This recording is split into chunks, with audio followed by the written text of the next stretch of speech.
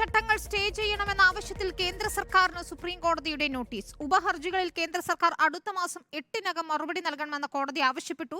Supreme കോടതി കേന്ദ്രത്തിന് 3 ആഴ്ചത്തെ സാവകാശം അനുവദിച്ചു.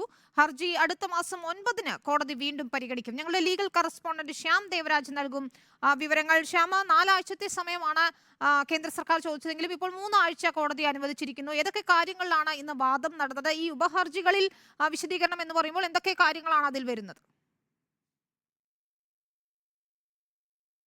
പൗരത്വ ഭേദഗതി നിയമം അതുമായി ബന്ധപ്പെട്ട ചട്ടങ്ങൾ കേന്ദ്ര സർക്കാർ വിജ്ഞാപനം ചെയ്തിട്ട് 10 ദിവസമാകുന്നു. ഒരാഴ്ച മുമ്പാണ് ഈ ചട്ടങ്ങൾ ഭേദഗതി നിലവിൽ വന്നത്. ഈ ചട്ടങ്ങൾ അടിയന്തരമായി സ്റ്റേ ചെയ്യണമെന്നായിരുന്നു ഹർജിക്കാരുടെ ആവശ്യം. ഹർജിക്കാരുടെ ഈ ഉപഹർജികളിൽ മറുപടി നൽകാനാണ് കേന്ദ്ര സർക്കാരിന് സുപ്രീം കോടതിയുടെ നിർദ്ദേശം. 3 ആഴ്ചയ്ക്കകം മറുപടി നൽകണം. ഏപ്രിൽ 8-നകമാണ് കേന്ദ്ര സർക്കാർ മറുപടി നൽകേണ്ടത്. അതിനു മുൻപ് ഹർജിക്കാർ കൂടി ചില കാര്യങ്ങളിൽ വ്യക്തത വരുത്തിയതുണ്ട്. കാരണം മൊത്തം 237 ഹർജികളാണ് പൗരത്വ നിയമം ചോദ്യം ചെയ്തുള്ള 237 ഹർജികൾ സുപ്രീം കോടതിയുടെ പരിഗണനയിലുണ്ട്. ഇന്നലെ വരെ മാത്രം 20 ഉപഹർജികളാണ് പൗരത്വ ഭേദഗതി നിയമവുമായി ബന്ധപ്പെട്ട ചട്ടങ്ങൾ സ്റ്റേ ചെയ്യണമെന്ന ആവശ്യവുമായി ബന്ധപ്പെട്ട് 20 ഉപഹർജികളാണ് സുപ്രീം കോടതിയിൽ എത്തുകയും ചെയ്തത്. ഈ ഉപഹർജികളിലെല്ലാം പല ആവശ്യങ്ങളാണ് ഉള്ളത് എന്നതാണ് കേന്ദ്ര സർക്കാർ ചൂണ്ടിക്കാട്ടിയത്. അതുകൊണ്ട് തന്നെ ഇക്കാര്യങ്ങളിലെല്ലാം മറുപടി നൽകാൻ സാവകാശം വേണം, 4 ആഴ്ച സാവകാശം വേണമെന്ന് കേന്ദ്ര സർക്കാരിന് വേണ്ടി ഹാജരായ സോളിസിറ്റർ ജനറൽ തുഷാർ മേത്ത ആവശ്യപ്പെട്ടു. എന്നാൽ 4 ആഴ്ച സുപ്രീം കോടതി നൽകിയില്ല.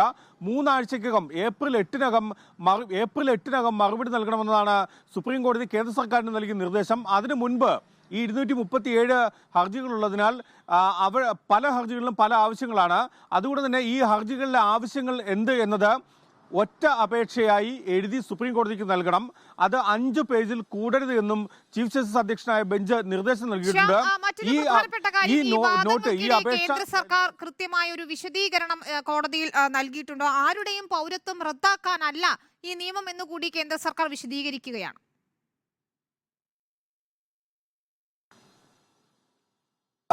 ആരുടെയും പൗരത്വം എടുത്തു കളയാനല്ല ഈ നിയമം, പൗരത്വം നൽകാനാണ് ഈ നിയമം എന്നാണ് കേന്ദ്ര സർക്കാർ വിശദീകരിച്ചത്. ഹർജിക്കാരുടെ ഏറ്റവും വലിയ ആശങ്ക നിലവിൽ രാജ്യത്തുള്ളവരുടെ പൗരത്വം നഷ്ടപ്പെടും എന്നത് സംബന്ധിച്ചാണ്. ഇക്കാര്യത്തിലാണ് കേന്ദ്ര സർക്കാർ ഇത്തരം ഒരു മറുപടി നൽകിയത്. പക്ഷേ അതിന്മേൽ കൂടുതൽ വിശദീകരിക്കാൻ കേന്ദ്ര സർക്കാർ ഇപ്പോൾ തയ്യാറായതുമില്ല.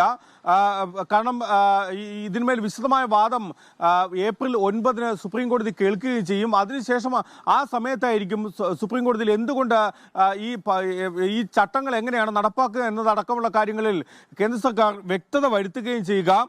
ഇതിൽ ഹർജിക്കാരുടെ ഏറ്റവും പ്രധാനപ്പെട്ട വാദം പൗരത്വം റദ്ദാക്കാൻ കേന്ദ്ര സർക്കാരിന് അവകാശമില്ല. പക്ഷേ 4 വർഷത്തിന് ശേഷം ഈ നിയമം 2019 പൗരത്വ ഭേദഗതി നിയമം കൊണ്ടുവന്ന് 4 വർഷങ്ങൾക്ക് ശേഷം ചട്ടം അടിയന്തരമായി നടപ്പാക്കുന്നത് എന്തിനാണ് എന്ന കാര്യമാണ് കപിൽ സിബൽ, മുസ്ലിം ലീഗിന് വേണ്ടി ഹാജരായ അഭിഭാഷകൻ കപിൽ സിബൽ ചോദിച്ചത്.